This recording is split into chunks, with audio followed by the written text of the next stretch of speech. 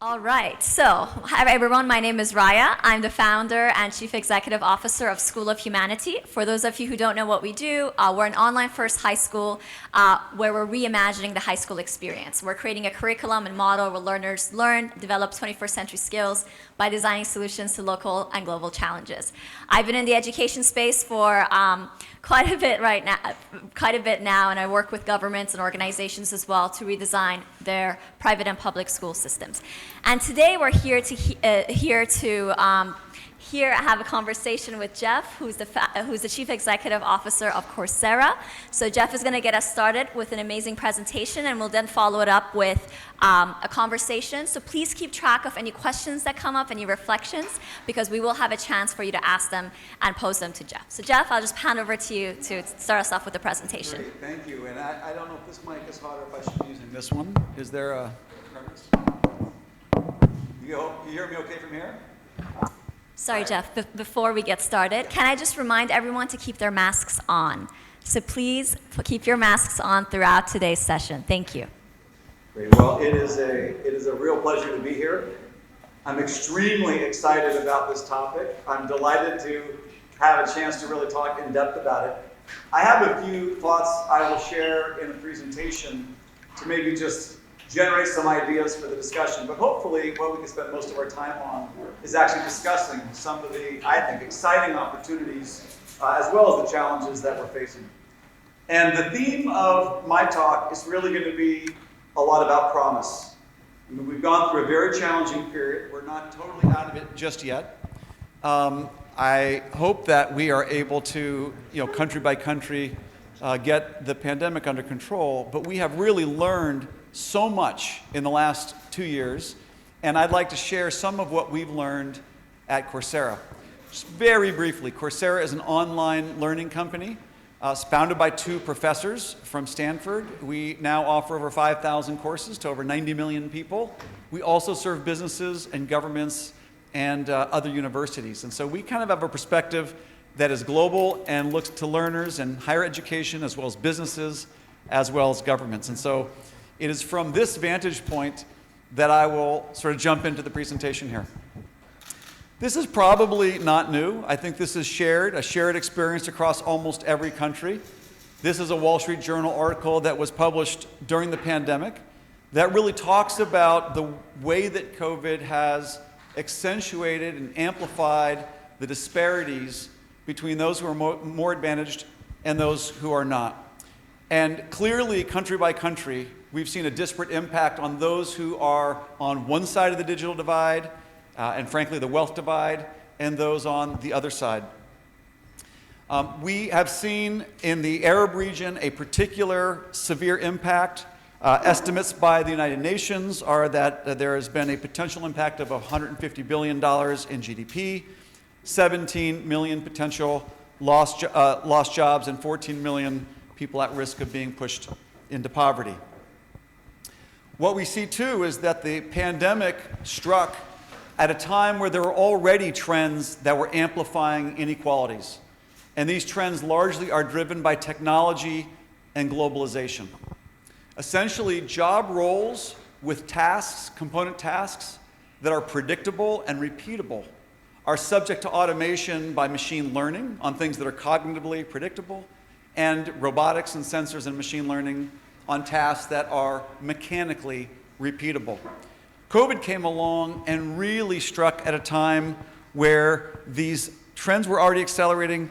I think COVID to some degree created a step change in the impact of this trend towards automation and technology already.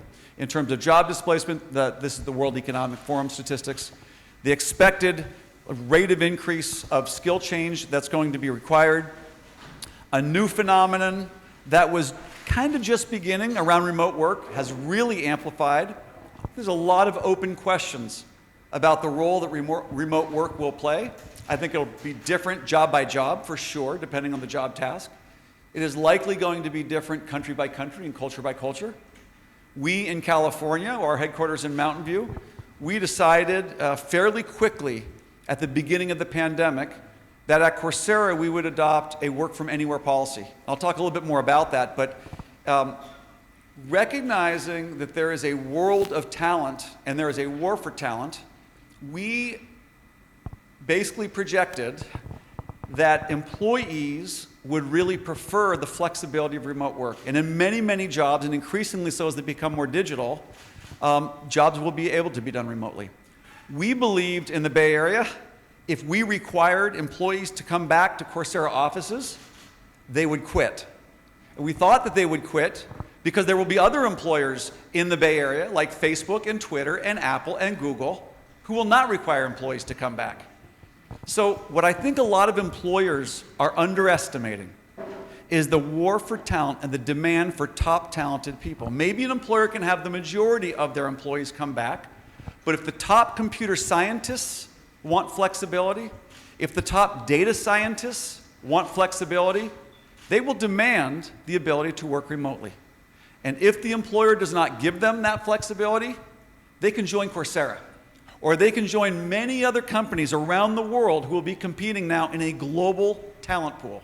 So I believe that much more of the workforce will go remote than what many employers are expecting. And if they don't, I think that's going to be very good news for Coursera and other employers who do offer remote work opportunities.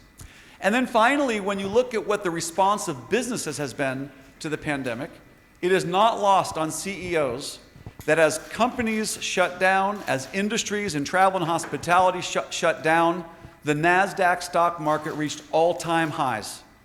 Google, Amazon, Facebook, Twitter, all the stock prices soared. Digital companies prospered. People with digital jobs prospered. People with digital skills are seeing now a demand for their skills that's been unprecedented. What the companies have been doing, PwC did a survey of CEOs. CEOs said, because of the pandemic, we will accelerate digital transformation. We will accelerate the automation of jobs. We will accelerate the speed with which we move to this new digital world. So COVID really has accelerated existing trends. This is a chart that I really like. It's from a study by Oxford University. On the x-axis is the risk of automation of a certain job. On the y-axis is the annual wage from $0 to about $100,000 per year.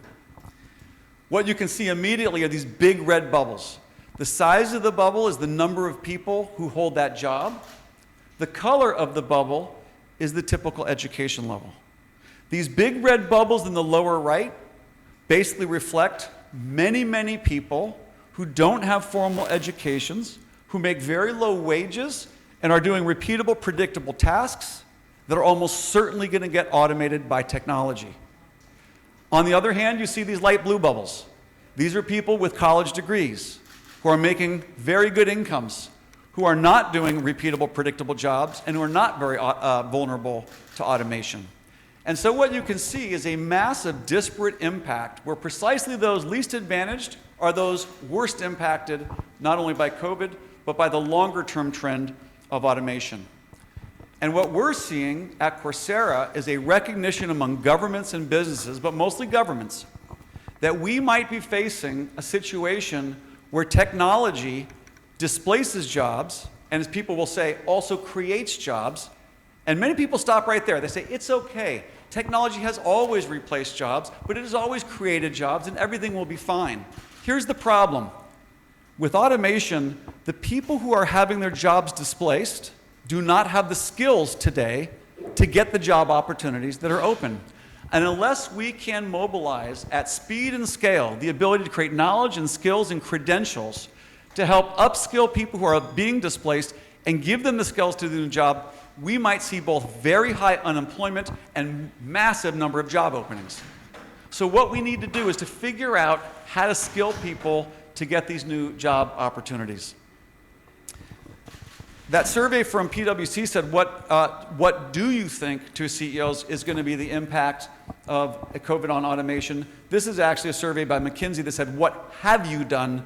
You can see a very consistent answer. 2/3 of a CEO said, we have already begun accelerating investments in artificial intelligence and automation as a result of COVID. So this is happening very quickly. So that's some of the bad news. But some of the good news, and what I'd like to shift into now, is that this pandemic and the disruption that it has created does open up new opportunities to learn in a different way and to work in a different way. And we believe that presents an incredible opportunity consistent with the Secretary General of the UN that says it's an opportunity to build back a workforce and an education system that is actually more equal and more sustainable. Now, how might that happen? There are 5 forces of economic mobility, drivers of social mobility. This is based on the World Economic Forum model. They mention technology, education, health, work, and institutions. My view is if you look at this as a system, technology plays a very special role. Technology is redefining the way that people can learn, where people can learn, how people can learn, the affordability and access of learning. Technology is also redefining the way people work. So we have a chance to allow far greater access to education, and we have a chance to allow far greater access to job opportunities, independent of where people live and what their background has been. And what I will submit is that there is a special role for institutions to play in making this true, in making education more accessible and making work opportunities more accessible.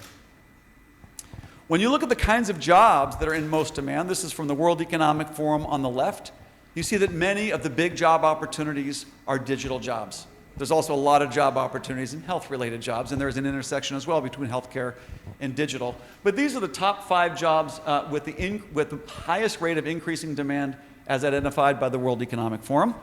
And on the right is a chart from Microsoft where they estimate what they call global digital job capacity. They estimate that there are about 40 million digital jobs in 2020, and that the number of digital jobs will likely grow by another 149 million in just the next 5 years. And we've sort of broken out where those jobs might be: software development, cloud and data roles, data analysis, ML, cybersecurity, et cetera. I will also mention that these are sort of dedicated digital jobs, but virtually every job now requires a level of data proficiency that just wasn't required in a world where there weren't so many decisions that could be influenced by data in the past. Now you say, okay, so maybe there's an opportunity to learn these new skills, there'll be new job opportunities.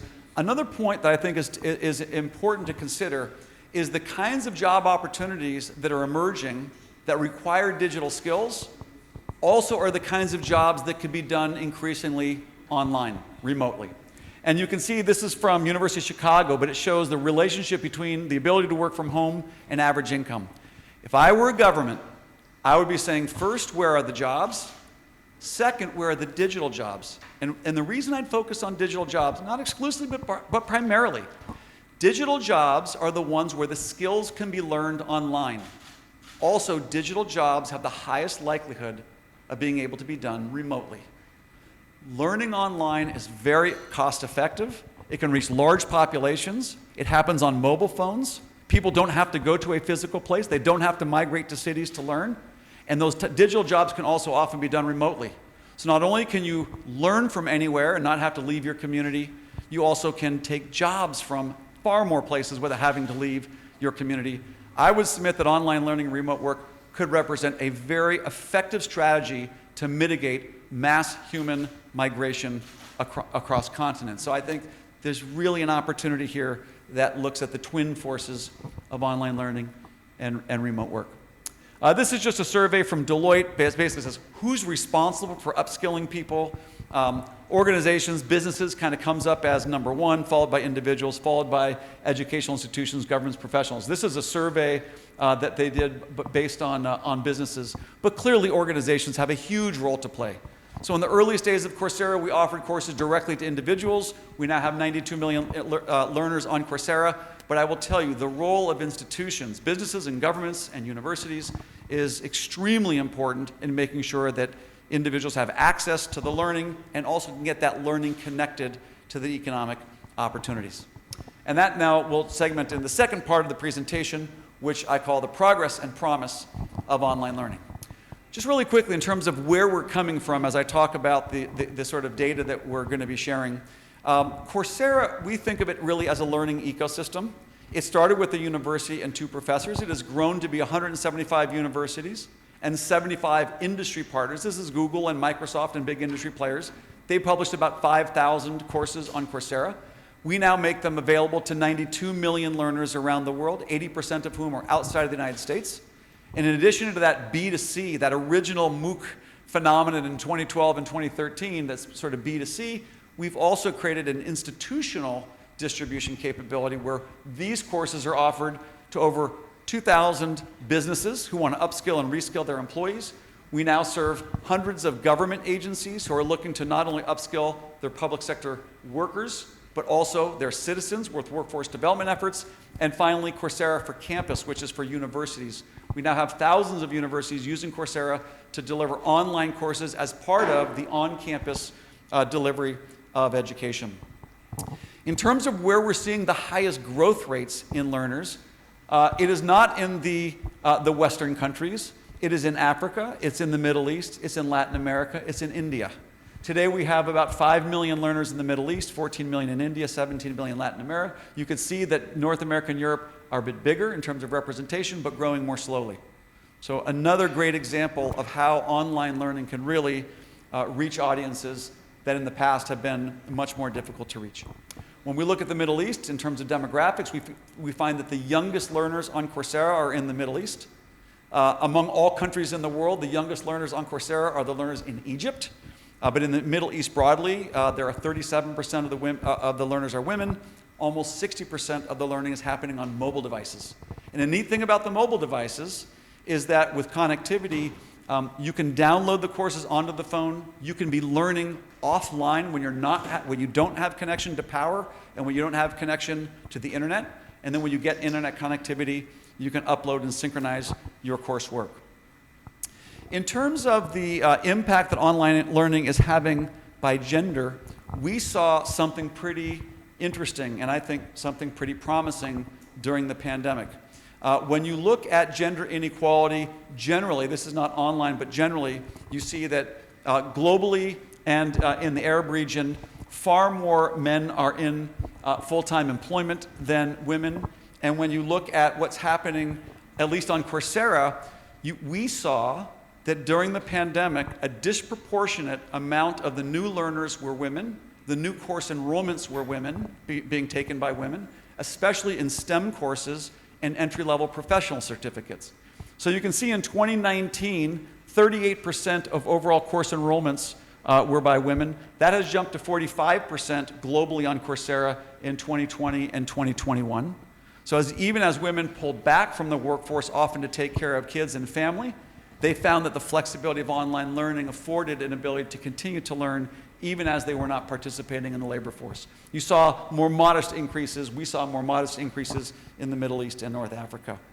In terms of STEM-related courses, we saw a similar jump, 31% to 38%, so still a little bit below the overall course enrollment, but still a step up in the frequency of women taking STEM-related courses online. We saw a similar jump from 27% to 32%. That has trailed off to about 30% in the Middle East and North Africa in STEM courses. And then when we look at entry-level digital jobs, so this is sort of professional certificates from Google and from IBM and from Facebook and others, we've seen a pretty sharp increase in the percentage of enrollments in entry-level professional certificates by women on Coursera from 25% up to 37% so far in 2021. In the Middle East and North Africa, still more work to do. From 21%, and it jumped a bit in 2020, it's back down to about 24% now. Still an increase, but more work to do. When we think about the models of integration between industry and universities, we see some very exciting opportunities for collaboration. And I want to put this out here just as a model that might be utilized by different institutions around the world. We, in 2018, launched a program with Google to do an IT support professional certificate. It's a 4-course series, does not require any college degree or background in IT. It trains someone online the skills to do an entry-level IT job. We work with Google to set up a hiring consortium of businesses who are looking to fill IT support positions. We also have been working with universities on Coursera who will give academic credit towards a bachelor's degree if you finish the professional certificate. So today, there are about 700,000 learners who've taken this Google support certificate. Today, there are about 2,000 students who are studying for a bachelor's in computer science fully online from the University of London. A third of the students in that bachelor's degree started off in this professional certificate. The idea to have an on-ramp to a good-paying job that's digital and have that professional certificate count as an opportunity to earn a college degree, we think is a wonderful combination of industry and universities. And what we're hoping to see is a world where individuals who maybe can't afford to go to college can start with a much lower cost, cheaper, shorter, job-relevant professional certificate, get a job that's better paying and more flexible, and while they're working, if they want to, continue and earn a college degree online, where they get credit towards that college degree because of the industry-related learning that they did prior. This is what we launched in 2018, and we've been very busy in the last couple of years. So what started as one certificate from Google has now expanded to be a certificate as a data analyst, cybersecurity analyst, sales development representative, a bookkeeper, a project manager. These are all industry-related certificates, and they have this in common. They're all high-demand digital jobs, entry-level. They do not require a college degree, and they don't require any prior experience, and the skills can be learned online. So we're going to be building out this portfolio more, but now what we're seeing with universities is they're putting these professional certificates into the university curriculum to complement the courses that are being taught on campus. It's really a combination of higher education and industry certification. To close off, there's just a few examples. It looks like the formatting got a little bit messed up here, but one great example of institutional collaboration is the Abu Dhabi School of Government. So 3 years ago, we created a partnership with the Abu Dhabi School of Government to bring these industry and university courses in to train the public sector workers here in the UAE. In the last 3 years, 62,000 public sector employees have taken courses on Coursera, totaling 1.24 million learning hours and over 125,000 course completions. So it's been a very successful program so far. We have recently created a relationship with the Kingdom of Morocco. They're going to be creating a foundation year, so they're revamping their higher education system.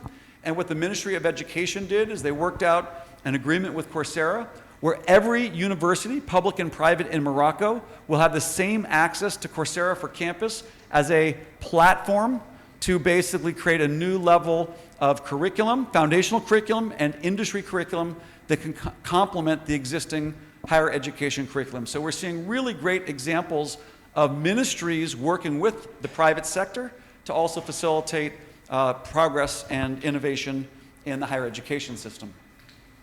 And then finally, another example of institutional collaboration. This was during 2020. We worked with the Commonwealth of Learning, which is an NGO out of the United Kingdom. They serve Commonwealth countries and they help provide learning opportunities. So we worked with the Commonwealth of Learning to serve 54 countries.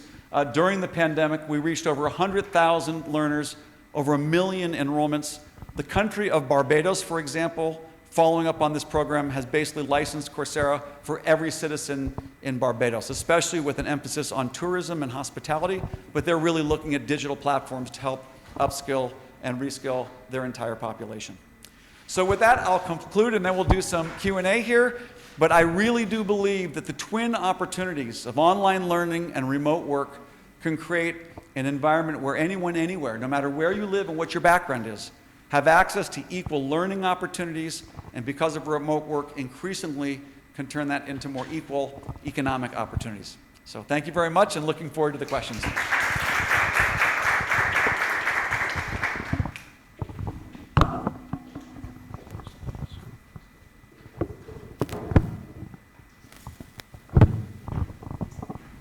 Amazing. So thank you, Jeff, for that insightful overview. I think I especially enjoyed the deep insights into women and skills development as well. Now, I want to go a little deeper into some of the areas that you've touched upon, starting with the rise of remote work. Now, I know Coursera has moved into a fully remote workforce. What I'm particularly curious about is the impact you see the remote workforce having on the education system. So how are the two potentially influencing each other? Well, I'd say right now when I talk to presidents and provosts and people in career centers, it seems like they're not really even thinking about it. I mean, honestly. We do every quarter, I talk to our customers and some people, some universities who are thinking about using Coursera for campus. And one of the questions they ask is, how has remote work influenced your educational strategy and your career services strategy? And it's sort of a, huh? And I said, in the United States, there's a big disparity between coastal states and interior states. Some people call that red and blue, blue and red. But what we're now seeing, and we saw this at Coursera, literally, employees who live in the Bay Area, which is very expensive, they came there because you had to go to the office, and so that all the big tech companies are in the Bay Area. Well, all the big tech companies are basically now embracing remote work. This means that an employee can live wherever they want. So employees have been leaving the Bay Area. They're going to Boise, Idaho. They're going to Austin, Texas. They're going to Denver, Colorado. They're going to Nashville, Tennessee. Well, once you think about the schools, the state schools, the universities in Kansas, in Iowa, in Ohio, their graduates can now live in Ohio and work in New York. This is a really big deal. And so when you don't have a place-based educational system and you don't have to have a place-based employment system, people can live with their families. People can live in some place that's more affordable and is more comfortable and still have access to great paying jobs. And so I think what we're seeing, now there might be a lot of instances where a country says, we're really different. And I'm sure there are a lot of differences. But at least what we're seeing out in California is that this is where things are going. And just one quick example, in India, at the beginning of 2019, we had about 50 employees in India in 3 cities. We will finish this year with 150 employees in India in 23 cities. And we can now recruit in any country, almost any country, in any state, in any city. And the talent that we're getting is unbelievable. And the representation, I'll tell you this, among all hires in the United States since 2021, 2/3 of those hires have been remote, and 48% of those hires identify as Black, African American, Hispanic, Latinx. So we are massively changing the demographics of our workforce because we're no longer only searching for talent within 10 miles of Mountain View, California. We're seeing a very similar trend as well, because with many parents who come into the remote workforce, they want that flexibility for their children as well. And so we're definitely seeing this rise of remote and hybrid education across whether it's high schools or universities. And I'm curious about what you think about the impact this has on existing campuses. What will be the value proposition of a university campus in an increasingly digitized world? Do you think it will change? Do you think there will always be some of that? And if not, if we see that disruption happen, how will universities reimagine campuses? Yeah, I think of campuses, as a place where at least 2 big things happen. A lot of research happens. 3 things happen. Research happens, and teaching happens, and partying happens.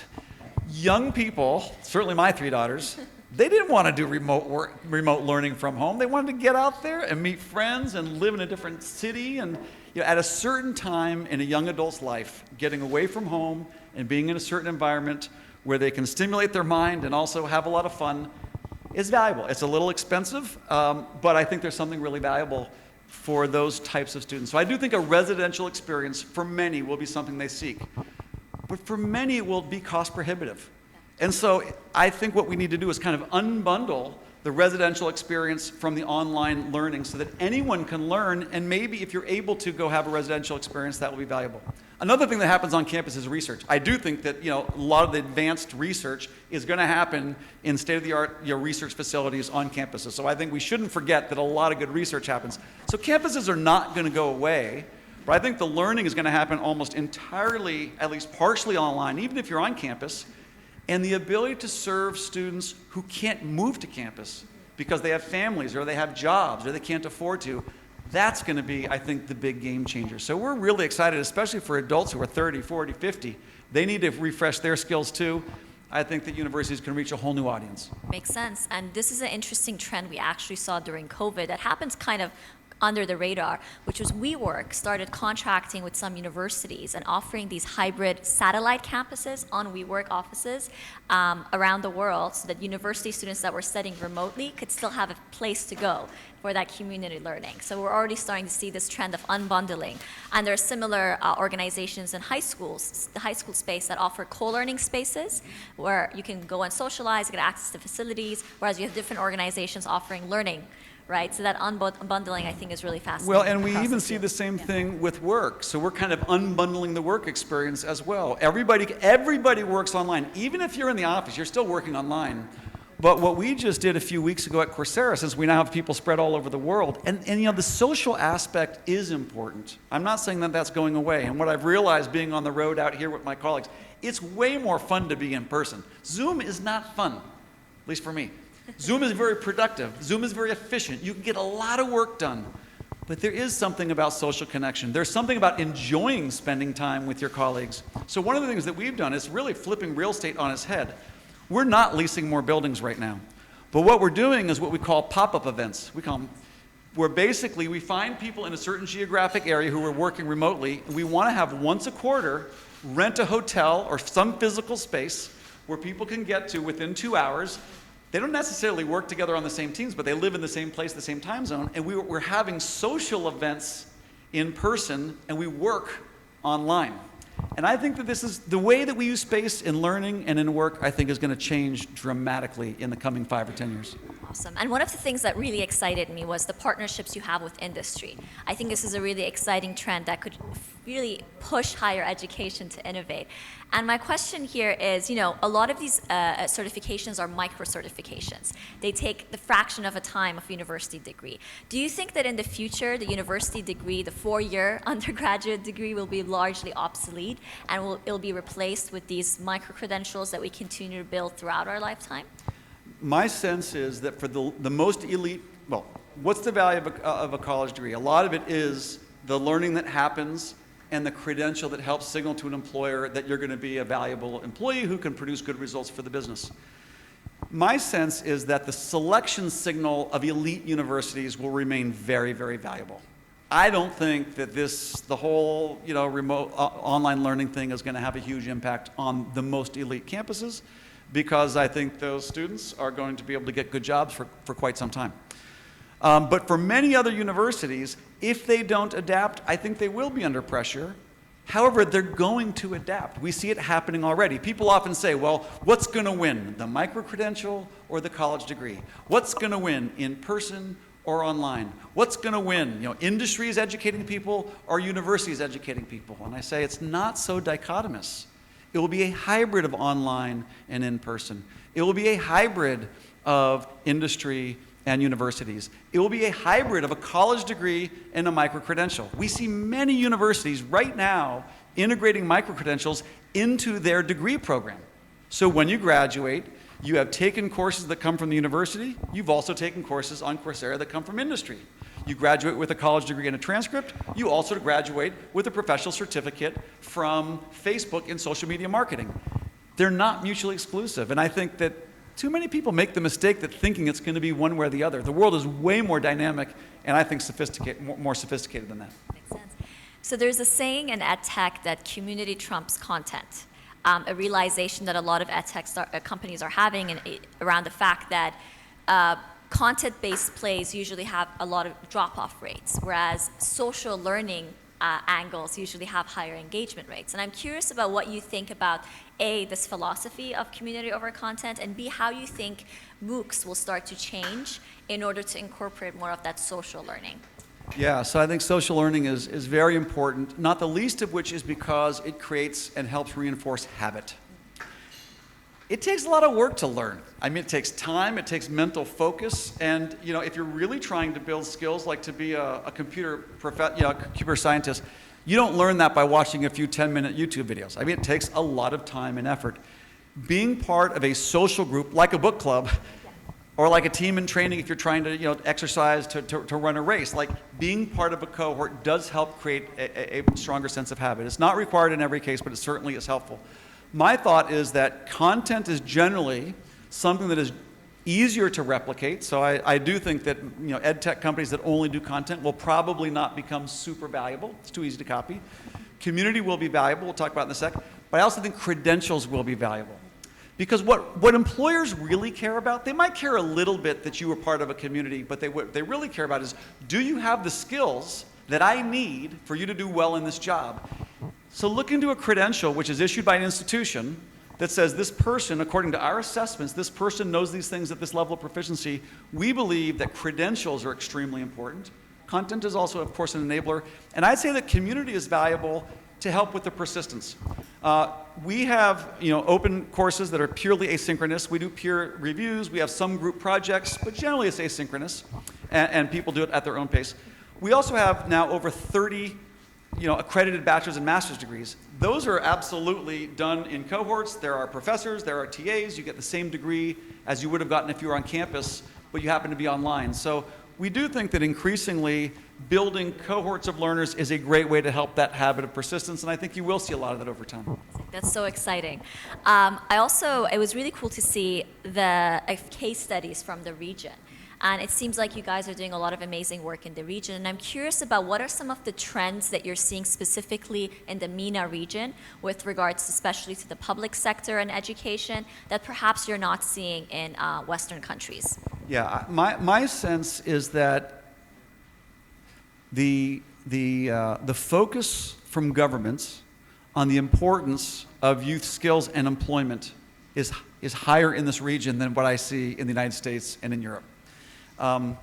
And I think that the governments in this region are playing a more active role in thinking about how do we make sure, as quickly as possible, that we create broader access to skill development and economic opportunity for our young people. I mean, it's a major agenda at the top of many government lists.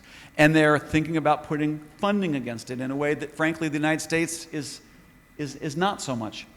I think there's a terrific opportunity here to work through institutional collaborations where something like the Ministry of Education in Morocco can work with the universities in Morocco to bring a private sector player like Coursera, who essentially brings in hundreds of universities and industry players to bring in content.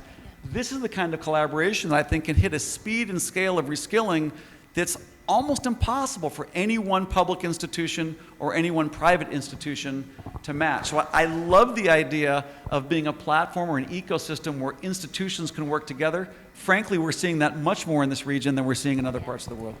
Us too. And I think what's beautiful about that public-private partnership is it's more equitable because it reduces the burden of cost on individuals and it's publicly funded high-quality education and certification. So that's really exciting.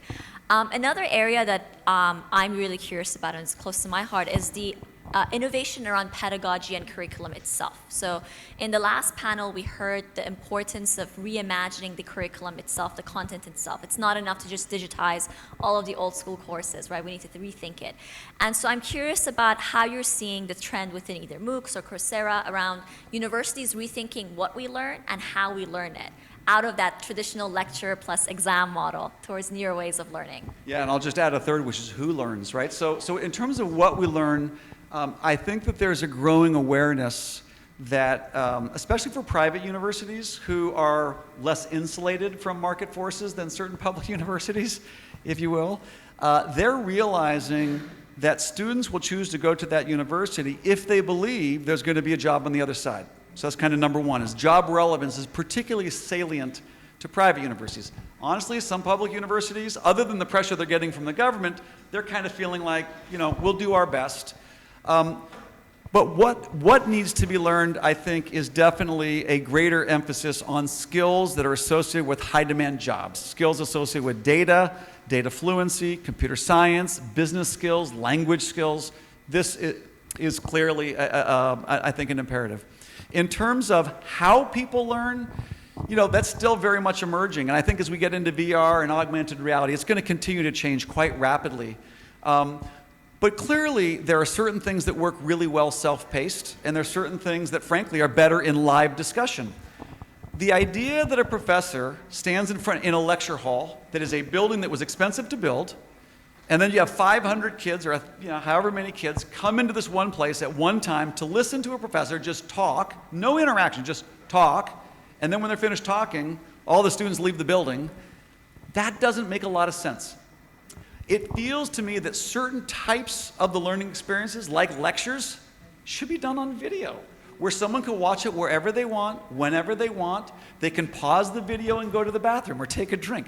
They can take notes. If you're differently abled, you can actually look at something that's more visual. You can read the transcript. You can listen to the audio. You can ask someone for help. The accessibility, the convenience is so much higher when it comes to many online media. Now, where I think it's also, I will say, hands-on labs, and especially when it comes to data science and computer science. The ability to actually practice what you're learning on a computer is much easier to do online.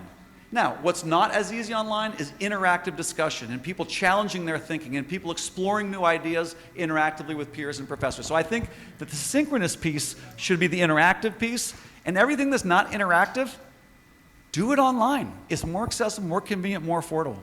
Amazing. So I have one more question, and I do want to open it up to the audience and even our Zoom audience as well. So you touched on the impact of AI on the kinds of skills that we'll be needing, right? With AI automating some of the more monotonous jobs and leaving more higher order thinking. I'm curious about your thoughts on the impact of AI on teaching and learning itself. What are some use cases for artificial intelligence and machine learning in platforms like Coursera? And potentially, what are some of the limitations that maybe we're hyping up too much? Yeah. Well, I think that as we think just about Coursera, we're one example among many, but if the question were, without AI, how would Coursera be more different, or how does AI make it better on Coursera? The number one thing that you probably know from going to Amazon or any website is the ability to get personalized recommendations. So trying to figure out what is relevant to somebody, AI is pretty good at that. You watch what somebody's doing and you can predict what they're interested in. So on the matching algorithm, it's not so much on the pedagogy, but on the matching, that's pretty helpful. In terms of assessing somebody's skills and showing content that's at their skill level, so not only in the domain of interest, but also at their skill level, AI could be pretty helpful with that. We have, once you start the learning process, there is, we call it kind of student success, but as you're going through it, how can AI help you actually master the content? There's adaptive learning, which kind of essentially moderates the difficulty level based on your proficiency level, so that's one. We have something called in-course coach.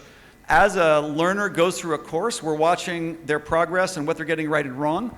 The algorithms are kind of saying, this person looks like these other people who kind of look the same at this point.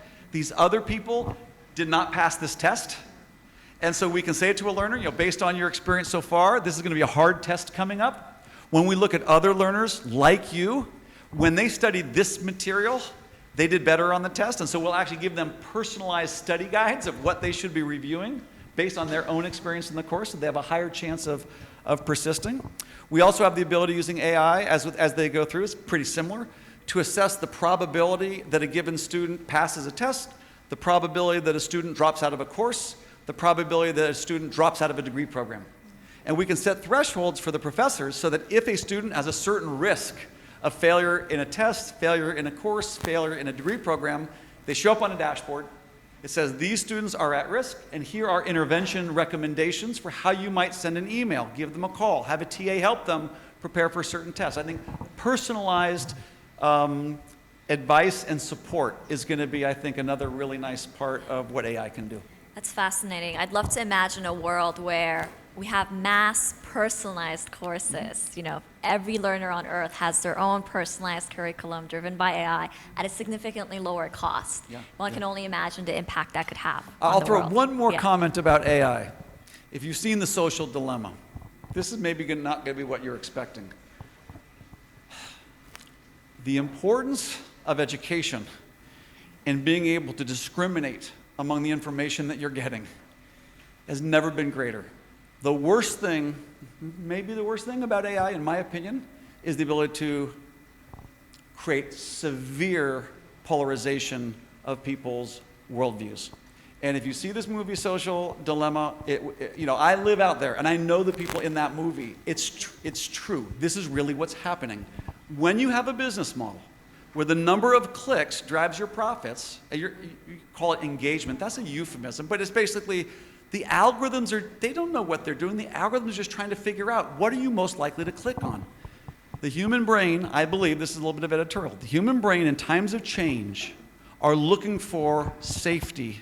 They're looking for a reduction in cognitive dissonance. They're looking for a way to feel I'm part of a group in a world that is very, very chaotic. Part of what that means is they're clicking on things that typically point to the extremes, and they're looking at information that are not all credible sources of information. So I would say, unfortunately, that the biggest impact that AI has on education right now is it's creating a huge need for education, because without education, it's creating a lot of polarization. For sure. It's forcing us to change the curriculum, to put emphasis on technology ethics, to put emphasis on information literacies and cognitive thinking. biases. Yeah, absolutely. So many things, yeah. So that's an exciting area as well. I see it as an opportunity to really revamp our curriculum. So we'd love to open it up to questions from the audience. I know we have the first hand raised from here, so please go for it. Your microphone or? Yes, she's coming up with the mic from behind you. Hi, hello. I missed the beginning of your presentation. Apologies. My name is Dina Asaf. I'm the head of the United Nations here in the UAE. I really enjoyed the discussion that I heard now, which led me to hear more what we believe, that learning is going to be becoming more democratized, more available. But that's only for those who can, meaning the digital divide, as we know, is larger, but also the language barrier. There's a lot of material online for those of us who know English. So I'd like to hear from you on how do you see the fact that there could be now another gap in the accessibility being available, but being available to only certain people who have the language skills, the IT skills, and the computer skills. Is that going to create another challenge for us, where in-person learning, of course, allows us to reach people in a different way? So I'd like a reflection on that, because I'm thinking, are we setting ourselves up for other challenges that we may not know how to solve? Thank you. Thank you for your question. Well, from my perspective, I have very good news on this. We have, like I said, about 5,000 courses. The language that they were created in is much more skewed towards English. We have, I'd say, 600 courses in Spanish created by our university partners in Latin America and Spain. We have 300 courses in Russian created by our university partners in Russia. We have courses in Mandarin from our 10 university partners in China. So we definitely have native language content being created. What I think is striking, though, is when we launched with Abu Dhabi School of Government 3 years ago, one of the things that we did with our colleagues there is we identified 100 courses that we wanted translated into Arabic. And it cost about $10,000 a course. It's about $1,000 per hour of learning to do high-quality translation. Last year, we were able, the machine learning on Amazon Poly and on Google is becoming very, very good. Not yet as good as human translation, but just to give you a sense, when 3 years ago we were having humans translate these courses, it was about $10,000 per course. With Amazon Poly, we can translate a course for $10. $10. We've run programs where we take a course that was translated with a machine and a course that was translated with humans, and we see if there's any noticeable difference in learner feedback. We do not see, for most course and language pairs, now for certain courses in certain domains, it's a little bit trickier. With certain language pairs, it's a little bit trickier. So we're not there entirely yet, but we have seen an incredible increase in the ability for machines to translate into subtitles, at least. Now, I expect that's just going to be getting better and better and better. Another thing that we've been playing with is text-to-speech. So the ability to take a text, to take a transcript in one language, translate it into a text in another language, and then have computers read that text with the voice parameters of the speaker, the inflections of the speaker, it's getting very good. And we have, in the next 3 to 5 years, this is going to be incredible. The ability to do image recognition and translation of images and videos is getting very good. I saw NVIDIA, which is a chip company out in the US, they have developed a technology where they will take a picture of a speaker's face, they'll parameterize the eyebrows, the eyes, the nose, the mouth, and as the speaker is speaking, they send not the full video frame over to the other side, they send just the parameters of what the facial expressions are doing, and on the client side, they reconstruct the face. It's like a real-time deepfake. So I believe that within the next maybe 5 years, you will have professors, if you want, with a video where they taught it in one language, appearing to actually be teaching in another language with their voice inflection and their face and everything. So we're not quite there yet, but I think the computers are making very rapid progress here.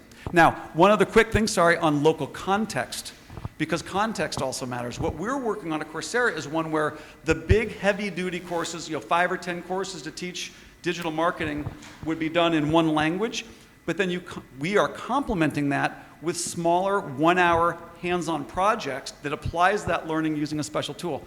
We're having local authors in local languages using local problem contexts apply the knowledge to specific, more local cases. So I think there could be a hybrid of global content translated and local content with a local context, a local expert, and I think that might be a nice blend of global and local. And the idea of contextualized projects Yes. will make it an even more powerful learning experience for the learners. And also Yeah. being taught by someone who looks like me and can say, I was in your position. It says, wow, I can see myself in that job. Yeah. I learned from one company, but ultimately my, if you will, my mentor, my instructor looks like me. And we think that blend of global and local is going to be very powerful. Amazing. That's wonderful. Thank you. We're going to take a question from the online audience and then come to you as well. So we have a question around, with businesses having shifted from IQ to EQ, so for anyone who doesn't know, EQ is emotional quotient, right? How are online courses keeping up with this paradigm? In other words, how are online courses and certifications expanding beyond hard skills towards soft skills as well? Yeah, this one I'll just be totally honest. Online courses are very good at knowledge, principles, frameworks, and also really good at the application of that knowledge in digital tools, in hands-on projects. Where online is not very good yet is the practice of soft skills. Turns out practice of soft skills is what you do with other people. That's why I think the best kinds of soft skill development is getting a job and having to work with somebody to ship a product or mitigate some argument that's happening at work. I mean, the workplace is a great place to develop soft skills. The university also could be a great place to develop soft skills. I think team-based projects, collaborative projects, simulated projects, I think that part of the great part of a residential experience could be that collaborative learning. This is where I think that Zoom, which honestly was not a huge tool being used before the pandemic, but ways to create synchronous social work environments or simulated work environments is huge. I think Zoom in terms of 2D, increasingly with VR, and also there's a lot with respect to social simulations. I think that a next wave of online learning will be simulated social situations where you can practice negotiating, you can practice hiring somebody, you can practice interviewing, you record yourself, you watch. I don't know how many of you have done this. Have you ever recorded yourself or practiced in front of a mirror? Sometimes just watching yourself is a great way to learn some of these communication skills. So I think that will be a next frontier of online learning, but we're still pretty early. We're not that good at that yet. Makes sense. That makes a lot of sense. And I think it goes back to pedagogy as well, right? So you can't teach soft skills by lecturing, but you can do it on Zoom by creating activities, discussions, and projects that actually simulate the development of those soft skills. Please, go for it. Thank you very much for the insight, and it's wonderful speech.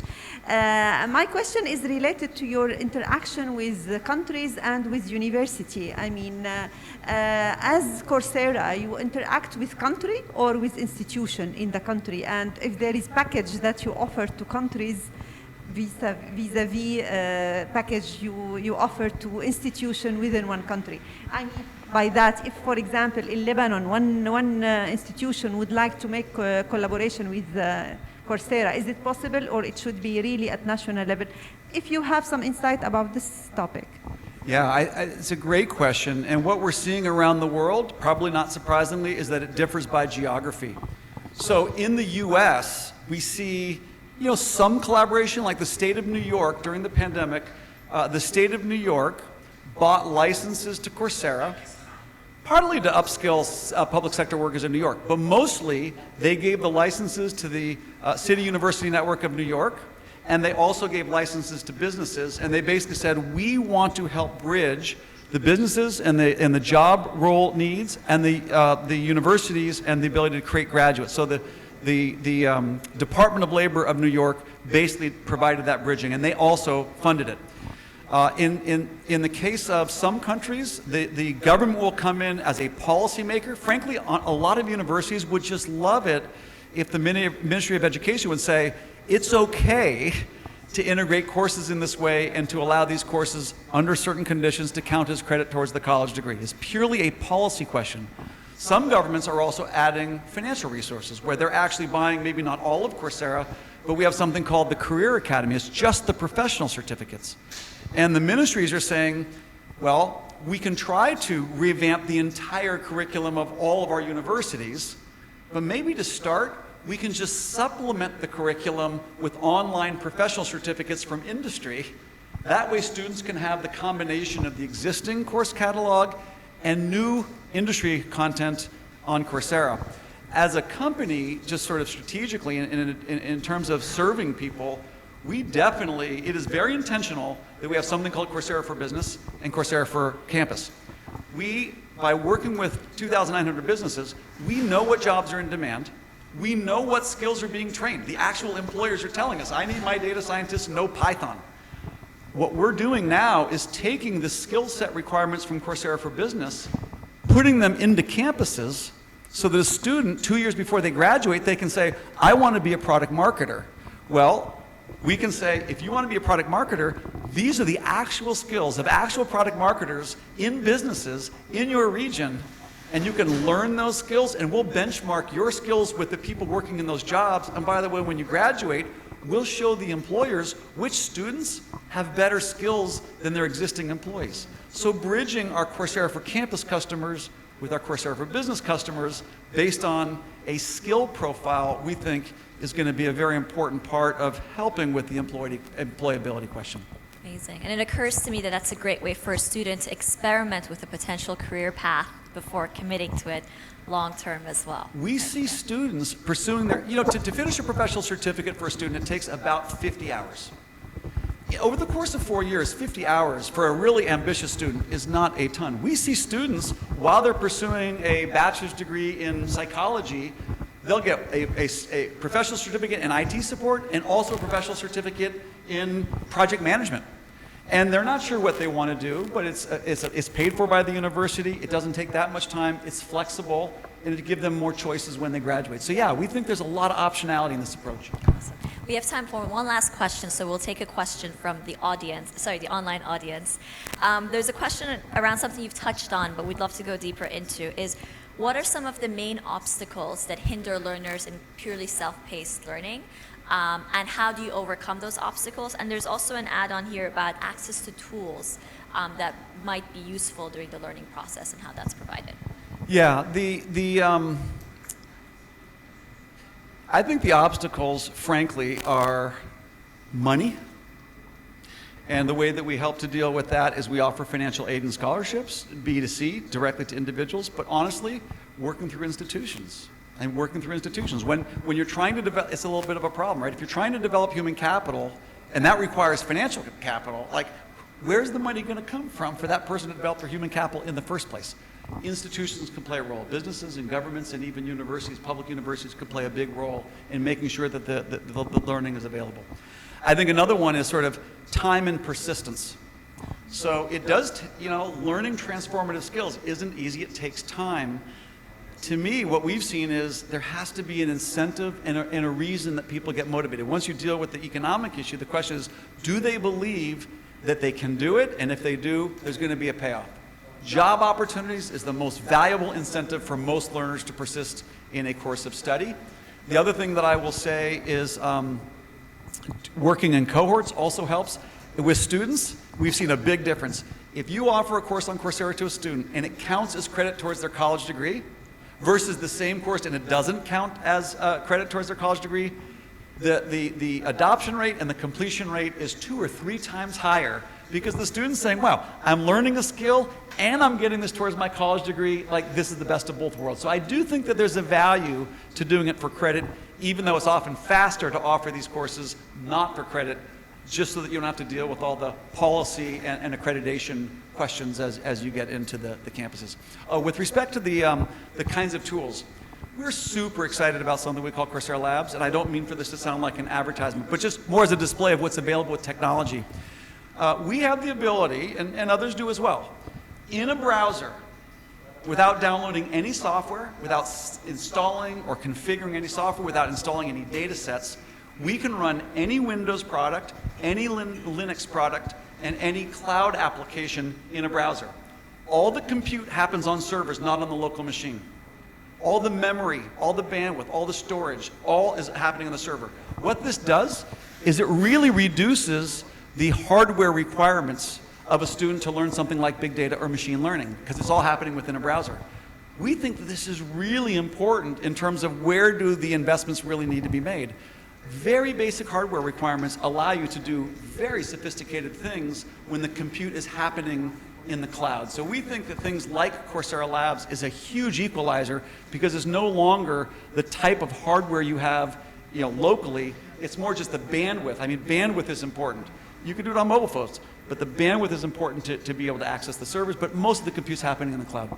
Amazing. Again, another positive impact for equitable education. So this brings us to the end of the session. Thank you so much, Jeff, for this exciting, optimistic overview of the future of education and future of work. I know I'm inspired, and I'm sure everyone else is as well. And we're looking forward to seeing the impact Coursera has on the region, on the world at large. So thank you for your time. Thank you so much. Appreciate it.